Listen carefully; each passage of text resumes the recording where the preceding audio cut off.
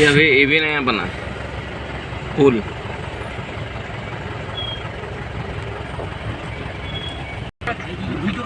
अन्त उयो के ये तो भन्छ राजनाथ 0 सिंह पोइन्ट का गयो तपाईँहरू ए अन्त हिउँ परेको छैन रहेछ होइन बाटोतिर नि गाडी त पुग्छ होला चिप्लिन म यहाँ भर्खर टुङ चेक पोस्ट पुग्न आँटेको